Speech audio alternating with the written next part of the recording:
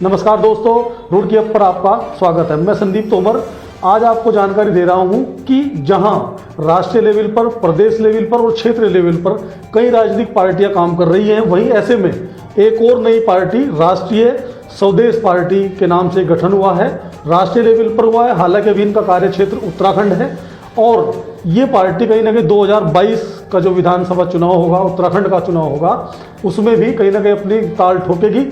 इस पार्टी की क्या विचारधारा है, क्या कितना आप इससे जुड़ पाएंगे, कितने इसकी विचारधारा से सहमत हो पाएंगे, ये आज इनके जो राष्ट्रीय अध्यक्ष हैं निक्की जट राणा, स्वागत है आपका।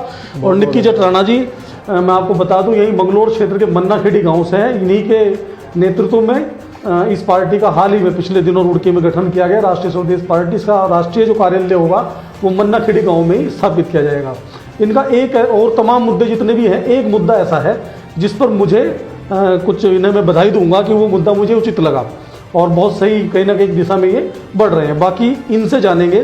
सबसे पहले मैं आपसे जानना चाहूँगा कि क्या मन में क्यों ये ख्याल आया, जब पहले से इतने राजनीतिक दल हैं तो आपके मन में ख्याल क्यों आया कि एक नई पार्टी का गठन किया जाए?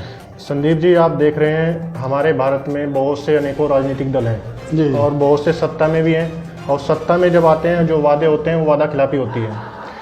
जैसे युवाओं के बेरोजगारी की जो समस्या है हमारे भारतवर्ष में, जैसे ही इलेक्शन नज़दीक आते हैं, इलेक्शन नज़दीक आने के टाइम पे वैकेंसी निकाली जाती है और जैसे ही वैकेंसी वो पूरी होती है, पूरी होते टाइम पे वो सत्ता परिवर्तन हो जाती है और अगर वो भर्ती पूरी हो भी जाती है तो उसमें ऐसे ऐसे घोटाले हो जाते हैं कि वो भर्ती पूरी आखिरी चरम पर नहीं पहुंच पाती है, रुक जाती है। और हमारे भारत में जो आरक्षण की व्यवस्था की गई थी, माननीय भीमराव अंबेडकर जी ने जो करी थी, 10 साल के लिए इसका प्रावधान रखा गया था। और जितनी भी पार्टियां सत्ता में हमारे आती हैं, केंद्रीय स्तर पर आती हैं, अपने वोट बैंक को बढ़ाने के लिए 10-10 साल के लिए इसको आगे को बढ़ा देती हैं। रिजर्वेशन जो है हमारी पार्टी की जो सर्वोपरि बात है ये है कि जो काबिलियत है, काबिलियत के आधार पर सरकारी नौकरी और शिक्षा में प्रवेश मिलना चाहिए। अच्छा, तो कहीं ना कहीं देखिए दोस्तों, इनका सबसे अहम मुद्दा जैसे इन्होंने बताया कि आरक्षण के विरोध में है और सरकारी नौकरियों में योग्यता के आधार पर जी ये बात कर रहे हैं, जो रोजगार है उसकी योग्यता के आधार पर वो मिले। मैं जो पहले भी बधाई दे रहा था वो यही थी ये बिंदु जो है, इस बिंदु पर मैंने बधाई दे रहा था कि खुद निक्की जट राणा आरक्षित वर्ग से, ओबीसी वर्ग से, लेकिन वो कहीं ना कहीं आरक्षण के विरोध में अपनी पार्टी का जो अहम मुद्दा उन्होंने बनाया उसे बनाया है। दूसरा, किसानों के लिए और युवाओं के लिए जैसे आप बता रहे थे, क्या मुद्दे हैं? संदीप जी, आप आजकल देख रहे हैं किसान कितने परेशान हैं, कितने उत्पीड़ित किए जा रहे हैं शुगर मिल की वजह से। ना तो उनका भुगतान समय पे होता है और ना ही उनको एक उचित मूल्य अपने गन्ने का मिल रहा है जी। हमारी पार्टी का उद्देश्य ये है कि किसानों को गन्ने का मूल्य कम से कम 450 रुपये मिलना चाहिए। अच्छा, और भुगतान 15 दिन के भीतर होना चाहिए। ठीक है। आज के टाइम में आप देखो अनेकों जगह किसानों के धरने प्रदर्शन हो रहे हैं, पर सरकार अपनी आंखें नहीं खोलती है, कान और आंख बंद रखती हैं।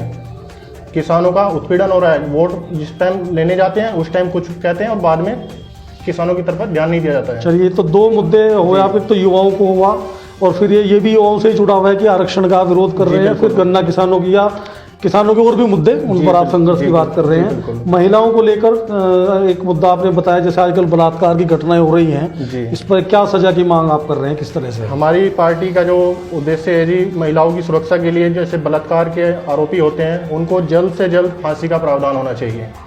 इसमें ज़्यादा समय अवधि नहीं होनी चाहिए, बहुत जल्द से जल्द फांसी का प्रावधान होना चाहिए। अच्छा, जो आपका जो संगठन विस्तार है अभी वो कहाँ, जैसे तो राष्ट्रीय स्तर पर गठन किया गया है, तो अभी कहाँ तक पहुँचा है, उत्तराखंड में या किस लेवल? अभी संदीप जी, दीपावली बीच में आ गई थी, दीपावली से पहले ही अभी हाल ही में हमने अपना राष्ट्रीय स्तर पर कमेटी बनाई है। राष्ट्रीय स्तर पर हमारा संगठन हमारा मजबूत हो चुका है और ऑनलाइन हमने अपनी वेबसाइट पर सदस्यता के लिए अपील की है देशवासियों से।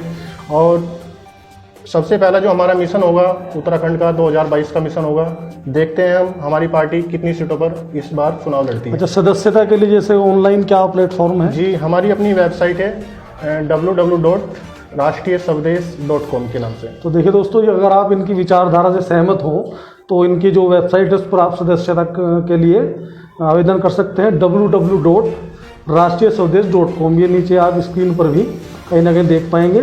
तो आपके 3 अहम मुद्दे मैं समझता हूँ कि किसानों को लेकर, महिलाओं को लेकर, युवाओं को लेकर। बिल्कुल। सबसे बड़ा जो जैसे मैंने पहले बताया वही मुद्दा है इनका कि ये खुद ओबीसी वर्ग से हैं लेकिन आरक्षण के विरोध की ये बात कर रहे हैं। क्या जल्द ही कुछ इस तरह का भी है कि कोई आंदोलन या सड़कों पर आप? हमारे संगठन ने पूरी तैयारी कर ली है। बहुत ही जल्द हम रुड़की में एक जन आंदोलन करने जा रहे हैं, जिसमें हमारी एक टैगलाइन है, युवा की एक पुकार, काबिलियत हो आधार। अच्छा, इस आधार पर ही आप जो है अपना आधार आगे बढ़ाएंगे, है ना? किसानों को भी साथ लेके चलेंगे। किसानों के मूल्य को, गन्ने के मूल्य को 450 रुपये की मांग है हमारी, और भुगतान 15 दिन के भीतर हो जाना चाहिए। तो किसान जैसे जो देहात में भी आप संपर्क कर रहे हैं किसानों से जुड़ने के लिए? बिल्कुल, मैं भी एक किसान पुत्र हूँ। अच्छा, आप खुद एक किसान पुत्र, जैसे मैंने बताया मन्ना खेड़ी गाँव से। तो निक्की जट राणा जी, पहले तो आपको शुभकामनाएं, बहुत बहुत धन्यवाद और बधाई आपको कि देखते हैं आप भी इनसे संपर्क कर सकते हैं। जैसे मैंने बताया www.राष्ट्रीयस्वदेश.com पर आप संपर्क कर सकते हैं सदस्यता के लिए। इनके विचारों को और विस्तार से उस प्लेटफॉर्म पर जान सकते हैं। तो देखते हैं आप कितना इनसे प्रभावित होते हैं और क्या आपकी पार्टी आगामी विधानसभा चुनाव में। मैं सभी देशवासियों से हाथ जोड़ के अपील करूंगा, हमारी पार्टी का जो मेन उद्देश्य है सभी जाति धर्म के लोगों को एक साथ लेते हुए राष्ट्रीय एकता को कायम रखने का उद्देश्य है। जी। चलिए दोस्तों, धन्यवाद। मैं करता हूँ आपको एक बार फिर नमस्कार। नमस्कार।